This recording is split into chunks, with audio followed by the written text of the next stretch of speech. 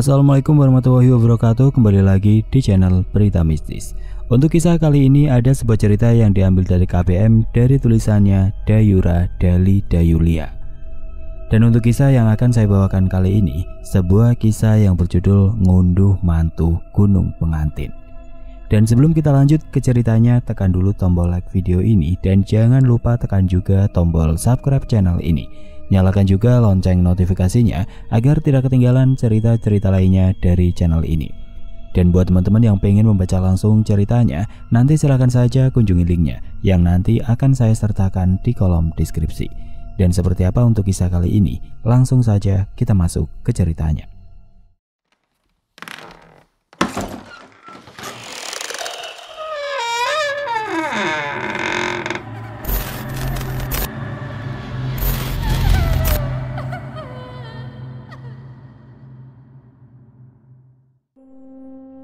Aku berjalan mundur perlahan sambil mengusap air mata dengan punggung tangan. Terus melangkah mundur sampai wajah sedih ibu dan bapak tidak terlihat lagi karena tertutupi orang-orang yang mengerubungi. Aku berjalan menghampiri Wage dan Dalira yang masih setia menungguku, menjauhi keramaian yang sibuk itu. Dalira merentangkan kedua tangan dengan mata basahnya. Apa dia ikut menangis? Jujur saat ini aku memang membutuhkan pelukan untuk menguatkan diri menghadapi hal berikutnya. Kupejamkan erat mata sembari menunduk, membiarkan Dalira memeluk ringan lalu menepuk punggungku.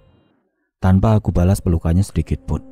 Wage tiba-tiba melebarkan mata seperti melihat sesuatu. Ada sosok kakek-kakek memakai tongkat berdiri di antara keramaian, menatap ke arah kami. Wajah kakek itu tampak ramah. Dia berjanggut putih, memakai celana kain panjang yang kumal dan bertelanjang dada. Kakek itu tersenyum dan mengangguk.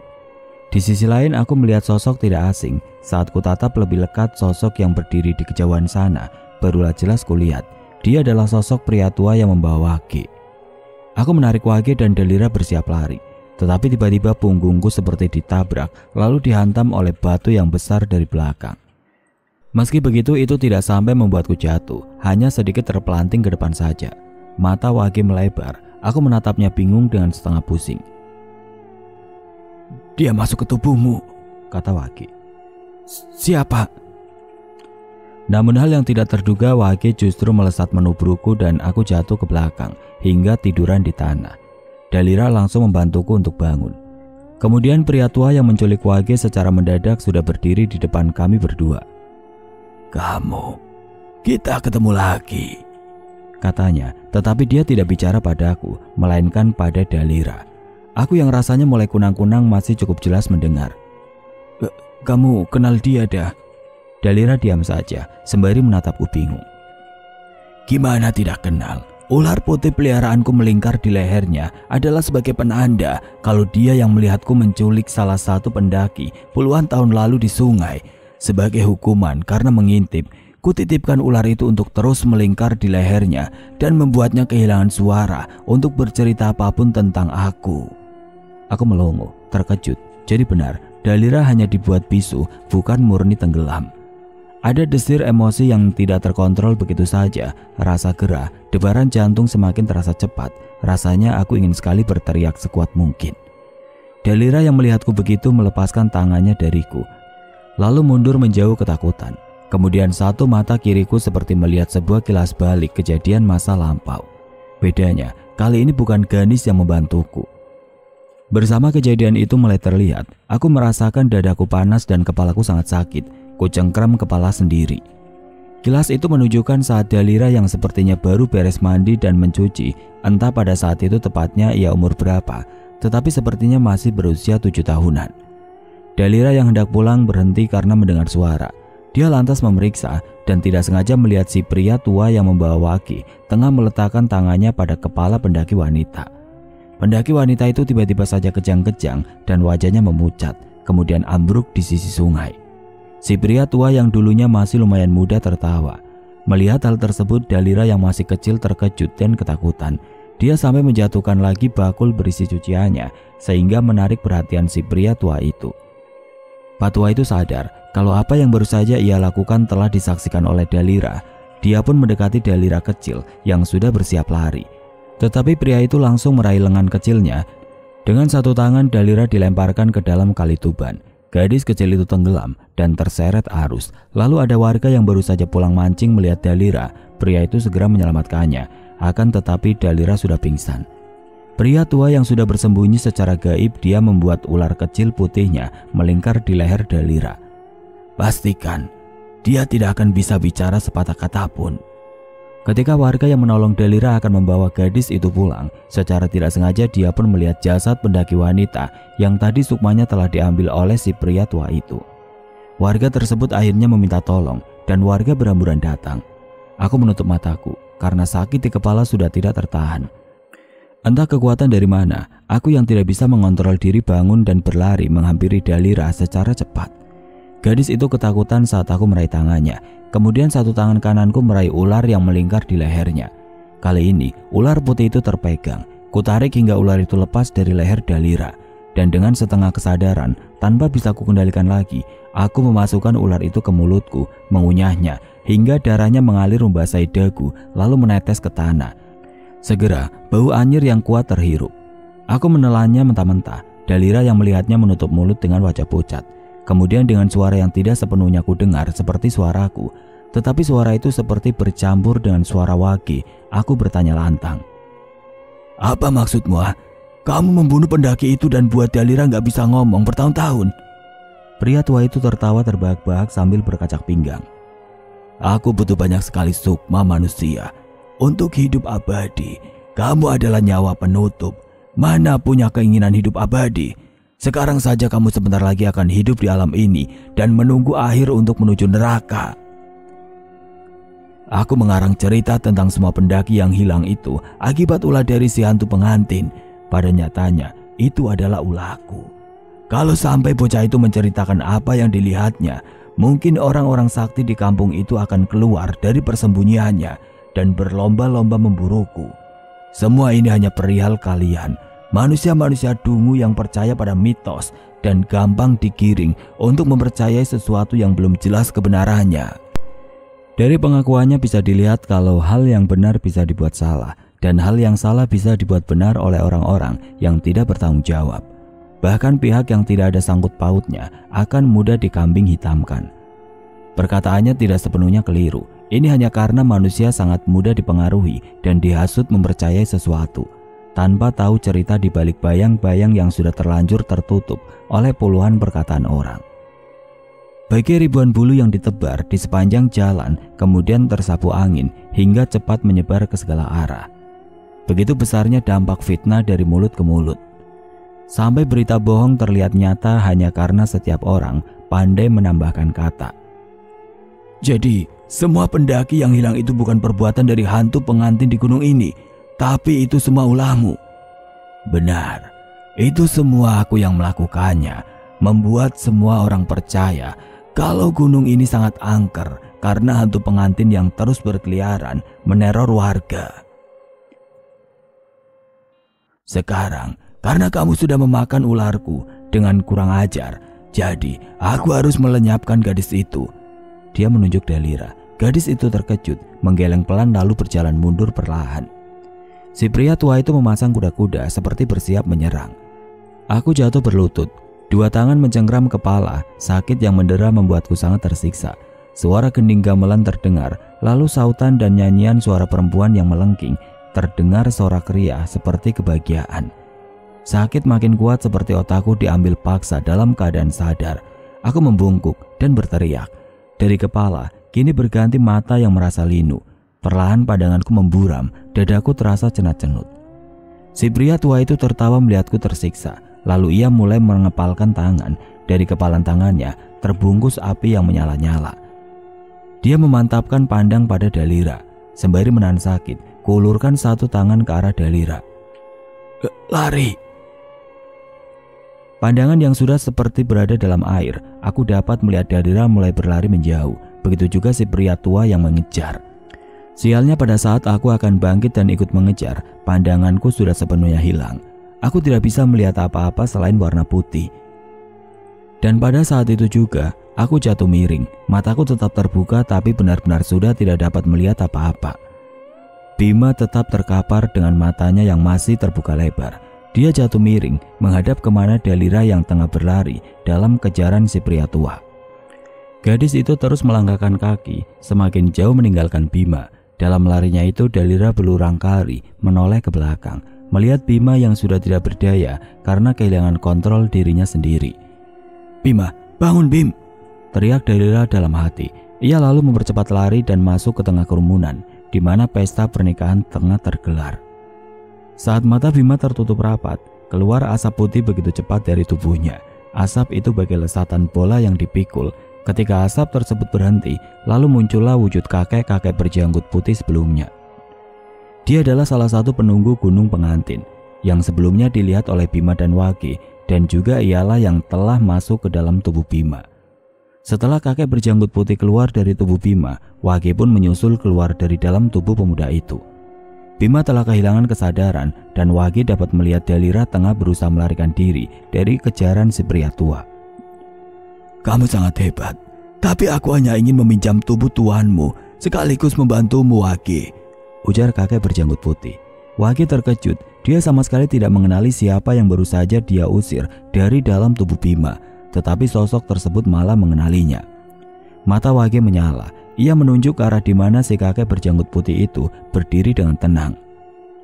"Kamu siapa?" Kakek itu tersenyum. "Panggil aku Datuk Basukar. Aku tahu namamu melewati batin tuanmu. Kalian memang sangat serasi. Saat aku memasuki tubuhnya, aku langsung bisa mengetahui semua masalahnya. Sayang sekali, dia dikorbankan menjadi nyawa penutup. Tetapi karena ayahnya sudah menjadi bagian dari kita, kini dia hanya perlu mematahkan kutukan itu agar tidak menurun pada keturunannya. Iblis itu memang harus dilenyapkan. Aku juga tahu dia sudah membuat ayahmu lupa diri, bukan? Kontak yang kita lakukan saat berada di tubuhnya membuatku tahu juga tentang masalahmu. Sekarang, ibumu sedang bertaruh nyawa mengulur waktu agar tuanmu menyelesaikan tugasnya dengan melawan ayahmu yang masih dikendalikan oleh iblis itu. Kalau kamu mau, mari kita bekerja sama. Tetapi kita memang membutuhkan tubuh tuanmu. Sayangnya, jika kita melakukan itu, mungkin saja tubuh tuanmu tidak akan sanggup." Wage menoleh pada tubuh Bima yang masih terkapar. Sementara di antara keramaian yang ada, Dalira masih terus menyelamatkan dirinya sendiri dengan bersembunyi di antara warga-warga gunung pengantin yang masih merayakan pesta. Si pria tua hanya bisa mencari keberadaan Dalira dengan penciumannya. Sial, kalau saja Romo tidak melarang untuk mengacaukan pesta dan membuat keributan saat pesta berlangsung, aku tidak akan memperdulikan makhluk-makhluk lemah ini. Dalira bersembunyi di antara para warga wanita yang tengah memakan hidangan. Dia berpura-pura menyamar menjadi bangsa sana dengan pura-pura ikut menikmati hidangan, berusaha tetap berada dalam impitan keramaian karena dia tahu jika seperti itu, si pria tua tidak akan menyerangnya. Tetapi Dalira tidak memakannya, ia hanya menempelkan buah-buahan yang ia pegang di depan bibir untuk menyempurnakan penyamarannya. Kembali pada Wage dan Datuk Basukar. "Dan kalau sampai itu terjadi, dia akan mati." Wage bergeming, dia ingin menyelamatkan ibunya, tetapi dia juga tidak mau Bima mati. Mata Bima berkedut ringan, jari-jarinya bergerak pelan. Setelahnya, Bima segera sadar. "Wage." Dalam posisi duduk, Bima kembali mendapatkan penglihatannya. Kemudian Bima menyisir segala penjuru arah, mencari keberadaan Dalira dan si pria tua. "Wage, Dalira mana?" Namun Wage hanya diam. Cahaya merah di matanya meredup. Bima segera bangkit. Dia merasakan dagunya basah, tangannya bergerak mengusap dan ia mendapati darah ular yang sebelumnya ia makan secara bulat-bulat. Bima menyadari kalau situasinya masih belum kondusif. Dengan tatapan panik ia bertanya, apa yang baru saja terjadi. "Bima." Dengan wajah datarnya untuk pertama kalinya Wage memanggil nama Bima. Hal itu membuat Bima terdiam, matanya mengerjap tahu bahwa Wage tidak seperti biasanya. "Bisa enggak kamu nolong aku? Aku pengen menyelamatkan ibuku, tapi masalahnya kamu yang jadi taruhannya." Raut wajah Bima menunjukkan mimik terkejut karena Wage sekarang benar-benar tidak seperti Wage yang ia kenal seperti sebelumnya. Cahaya merah di mata Wage sungguh meredup, tidak menyala seperti biasanya. Dan saat itu Bima melihat tetesan air mengalir mengusap dua belah pipi jin itu. Itu artinya Wage benar-benar mengesampingkan egonya, mengesampingkan kebiasaannya. Dalam posisi ini Wage benar-benar bukan dirinya. Dia sudah beralih menjadi sewajarnya anak. Ada kala sikap dan sifat seseorang akan berubah. Dia akan mengesampingkan sifat angkuhnya, watak aslinya, di saat sesuatu yang sangat berpengaruh pada hati lebih besar. Bima belum ada pikiran untuk menjawab. Ia terlalu fokus dan mencoba menangkap setiap gestur dan sikap Wage saat ini. Aku menghormatimu sebagai Tuan, tetapi daripada Tuan, aku lebih menganggapmu sebagai teman. Jadi, bisakah kita menjadi teman sekarang untuk saat ini saja, demi berjuang untuk orang-orang yang kita cintai, seperti katamu sebelumnya? Ujar Wage. Mata Bima melebar. Dia benar-benar merasa bahwa Wage sudah berubah, dan penyebab berubahnya tidak lain dan tidak bukan adalah rasa takut kehilangan. Siapa lagi kalau bukan Ganis yang Wage khawatirkan?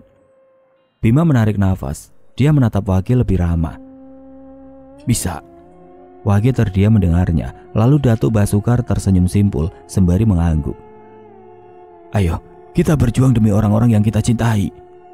Apa kamu yakin dengan keputusanmu? Yakin. Apa alasanku untuk tidak yakin? Posisi kita sekarang ini sama-sama jadi taruhan. Aku mempertaruhkan nyawaku untuk memutus kutukan. Kalau kamu pertaruhkan kepercayaan ibumu demi menyelamatkan ibumu juga, bukan? Bola mata Wage tampak membola. Dia tidak menyangka kalau Bima akan mengatakan hal tersebut. Jadi, apa yang harus kita lakuin sekarang? Dan yang kamu maksud aku jadi taruhan itu gimana? Tanya Bima. Wage lalu menjelaskan semua. Bagaimana nanti dia dan Datuk Basukar akan masuk ke dalam tubuhnya, yang artinya Bima akan kehilangan kesadarannya lagi. Merasakan sakit yang sama seperti sebelumnya lagi. Wage pun mengatakan kalau terlalu lama mereka melakukan itu, bisa jadi tubuh Bima tidak akan kuat dan dia akan mati. Mendengar hal tersebut Bima terdiam. Ia memikirkan semua resikonya. Jadi bagaimana? Apa keputusanmu? Tanya Wage. Sebelum itu, aku pengen nanya. Seandainya aku mati, artinya aku benar-benar jadi penutup nyawa kan? Karena aku mati, secara kutukannya akan putus. Kan aku udah mati dan gak akan menurun ke keturunanku. Wage dan Datuk Basukar mengangguk secara bersamaan. Kini Bima paham, sebenarnya kutukan tetap bisa dipatahkan asal dia mati. Lantaran si kutukan tidak akan bisa menurun pada keturunannya. Akan tetapi sepertinya kedua mbah buyutnya, bapak dan ibu juga pamannya meminta Bima bertahan, meminta Bima melakukan ini karena mereka ingin Bima tetap hidup. Seketika setelah ia lama menggabungkan semua peristiwa dan pertanyaan, Bima mulai menyadari satu hal. Wage, tolong jawab jujur ya. Apa dari generasi ke generasi sampai ke nyawa penutup, mereka yang bukan nyawa penutup, kalau meninggal akan tetap jadi bangsa sini, akan tetapi jadi pengikut iblis itu? Wage terdiam. Ia tidak memalingkan tatapan dari Bima, hanya tidak mau menjawab. Wage, jawab. Iya. Akhirnya Wage menjawab. Bima seketika lemas. Sebagian besar pertanyaan selama ini sudah diketahui jawabannya. Berarti bapak dan ibuku sekarang aslinya sudah meninggal? Ya. Dalam sekejap dunia serasa runtuh di bawah kakinya. Kamu harapan terakhir keluargamu. Tapi kalau kamu mati, artinya pengorbanan keluargamu sia-sia. Jadi pikirkan baik-baik, Bima. Pada nyatanya, aku di sini sebenarnya hanyalah balas budi, dan aku sudah berjanji untuk menjadi kodam mbah putrimu sampai kapanpun, yang sekarang sudah diturunkan padamu. Artinya kamu memanglah tuanku. Jadi memang tidak seharusnya kamu mengorbankan nyawamu untuk kepentingan pribadiku. Bima menunduk. Dua tangan di sisi tubuh mengepal. Semua terasa sangat mengambang. Kemudian Wage menoleh dengan cepat ke satu arah, membuat Bima dan Datuk Basukar ikut melihat ke sana juga. Tampak si pria tua sudah berhasil menemukan keberadaan Dalira. Gadis itu tengah dicekik dan diangkat dengan satu tangan. Melihat itu Bima melotot. Wage, tolong selamatin Dalira dulu. Wage mengulurkan satu tangannya, kemudian menyerang si tua dari belakang. Sebelum mengenai, si pria tua sudah dulu menyadari serangan Wage. Dia menghindar dengan melemparkan asal Dalira ke atas tanah. Gadis itu jatuh berguling lalu meringis kesakitan. Wage, ayo kita mulai. Apa kamu yakin? Dan tidak akan menyesal jika nanti pengorbanan keluargamu sia-sia? Sudah, bukan saatnya lagi mikirin itu. Wage kemudian merasa gamang. Tugasnya adalah patuh pada perintah Ganis, yaitu mengawal Bima melakukan tugas terakhirnya sesuai harapan keluarga. Bila Wage membanting rencana dengan meminta Bima untuk membiarkan ia mengendalikan tubuhnya, bila berhasil, itu adalah suatu rencana yang sangat memuaskan. Namun apabila Bima tidak bisa bertahan, maka semuanya akan menjadi sangat mengecewakan dari berbagai sisi, termasuk balas budi yang harus difokuskan Wage dan Ganis yang sudah tidak seharusnya memikirkan kepentingan pribadi. Akan tetapi Wage terlalu takut untuk kehilangan Ganis. Suatu hari saat Bima belum mencapai titik sekarang, "Wage, jika saat itu tiba, kamu harus bekerja sama dengan masuk ke dalam tubuhnya, bantu dia sampai titik darah penghabisan, hingga iblis itu berhasil kalian taklukkan." "Tenang saja, Gorangrang akan membantu. Jangan biarkan siapapun memasuki tubuhnya selain kamu. Karena tubuhnya tidak akan kuat melawan energi yang terlalu besar dari kekuatan bangsa kita. Ingat itu baik-baik. Tubuh manusia aslinya sangat lemah. Bagaimanapun dia harus tetap hidup." Wage menatap punggung Ganis yang tengah membelakanginya. Kemudian Wage dengan berani bertanya, "Lalu bagaimana dengan kita, Bu? Juga ayah yang masih dikendalikan iblis itu?" "Aku akan melawan ayahmu. Berusaha mengulur waktu sampai kamu berhasil mengawalnya untuk keselamatanmu. Aku pun akan tetap mempertahankan. Sudah saatnya kita balas budi, Wage. Sampingkan keinginan kita, meski itu adalah keinginan untuk hidup." Saat itu Wage terdiam. Ia menangkap maksud dari ibunya bahwa hidup dan mati bagi mereka jika saat yang sudah ditunggu telah tiba adalah sebuah keberuntungan. Tetapi Wage pun mengerti ucapan ibunya, kalau di dalam saat itu tidak akan memungkiri jika setelah itu selesai, ia akan hidup sendiri tanpa Ganis. "Wage, ayo masuk ke badanku, cepat!" Bentakan Bima membuyarkan lamunan Wage. Tapi apa yang harus aku jelaskan pada ibuku nanti? Aku mempertaruhkan kepercayaannya kalau kamu mati." "Wage, masuk ku bilang. Sekarang kita berjuang dulu. Soal akhir, kita serahin semua sama Allah. Kalaupun aku mati, itu pasti emang udah takdirku." Mendengar hal tersebut, Wage sudah memikirkan sesuatu, di mana keputusannya sama dengan pengorbanan Bima. Wage menatap Datuk Basukar, mengangguk padanya, dan dengan sekejap keduanya masuk dalam tubuh Bima secara bersamaan. Bima jatuh berlutut. Tubuhnya sudah dulu merespon saat Bima dan Datuk Basukar masuk pertama kali, sehingga kedua kalinya ini, tanpa jeda terlebih dahulu, Bima langsung merasakan rasa sakitnya begitu keduanya masuk. Dia berteriak kesakitan, membuat Dalira yang masih terbaring mencoba bangun karena mendengar teriakan Bima.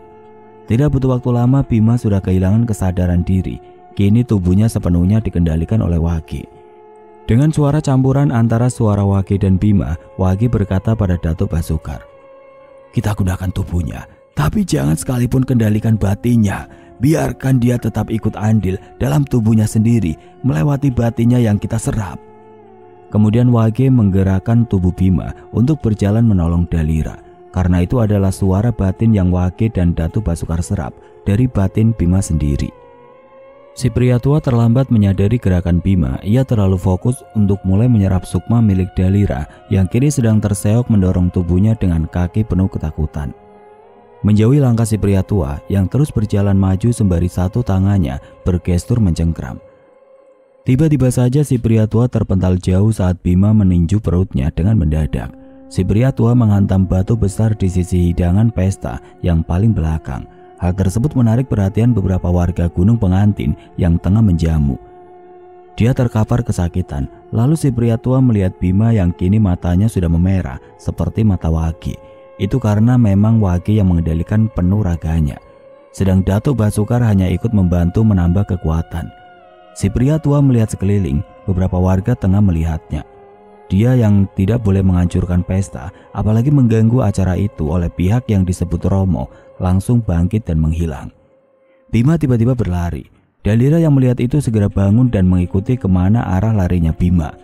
Lantaran Bima adalah manusia, meski Wage dan Datuk Basukar mengendalikan tubuhnya, mereka tidak bisa membuat Bima ikut menghilang seperti bangsa mereka. Terpaksa Wage dan Datuk Basukar harus membuat Bima berlari mengikuti arah larinya si pria tua menggunakan penciuman.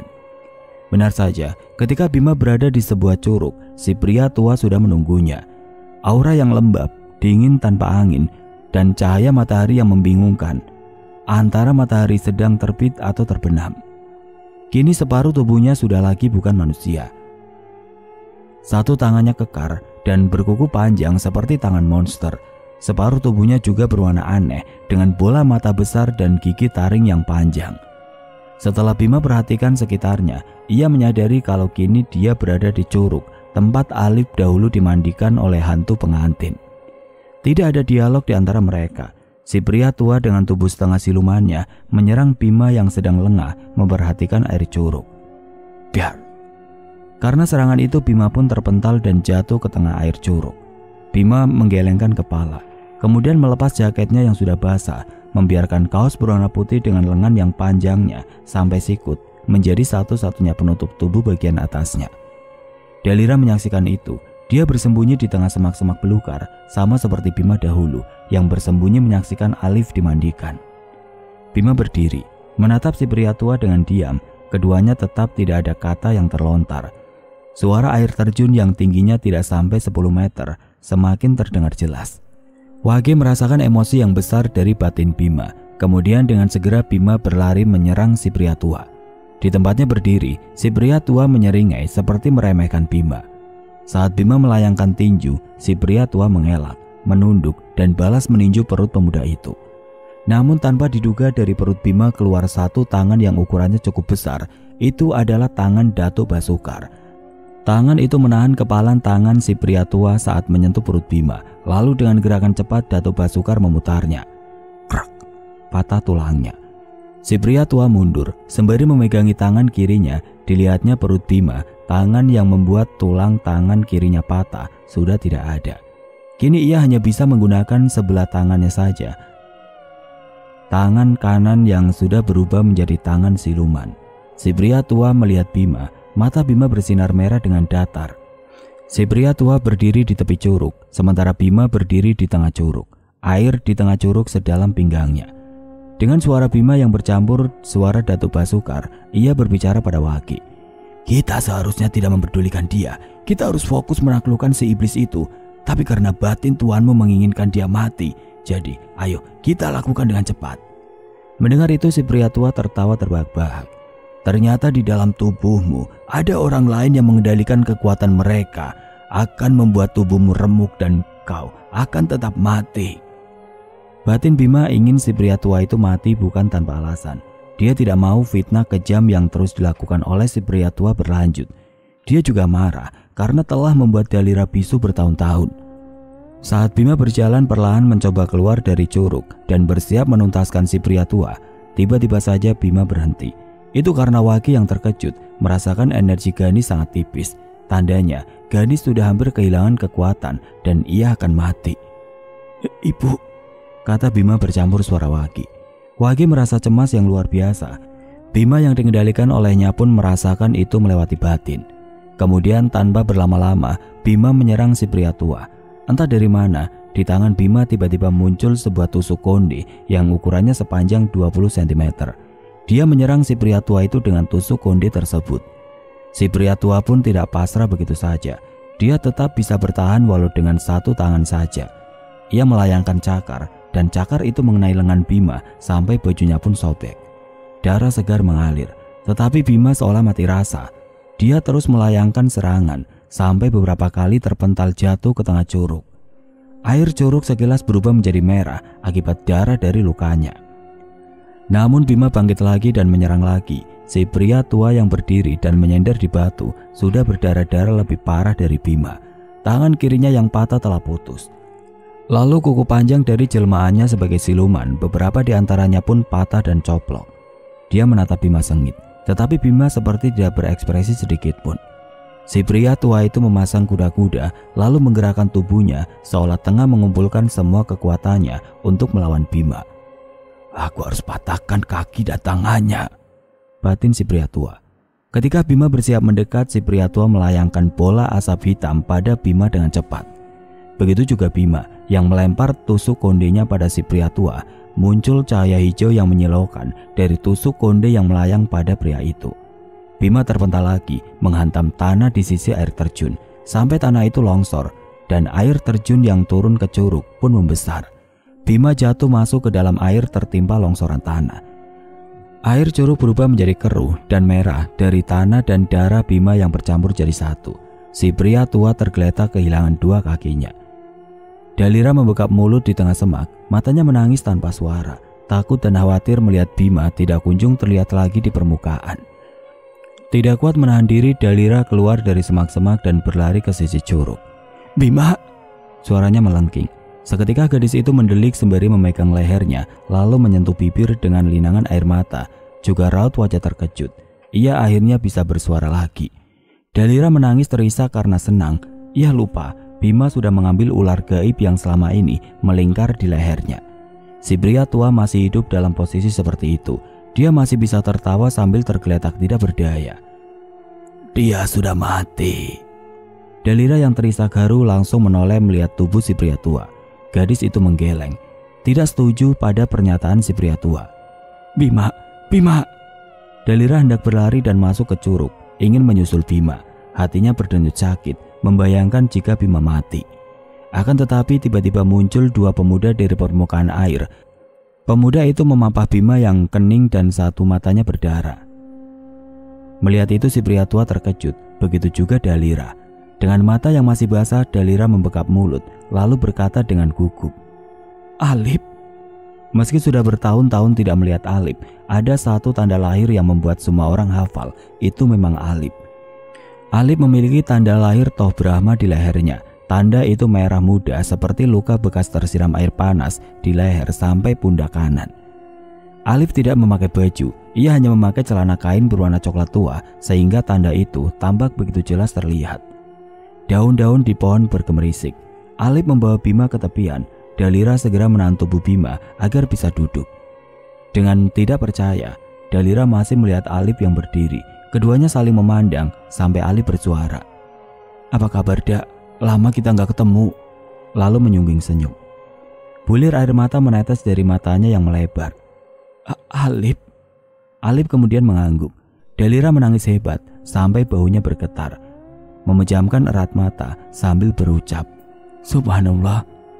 Bima terbatuk. Darah menggumpal bagi agar-agar berwarna merah kehitaman sebesar kelereng keluar dari mulut pemuda itu. Hal tersebut membuat Alif dan Dalira terkejut. "Bima, Bima, kau masih kuat kan?" tanya Dalira.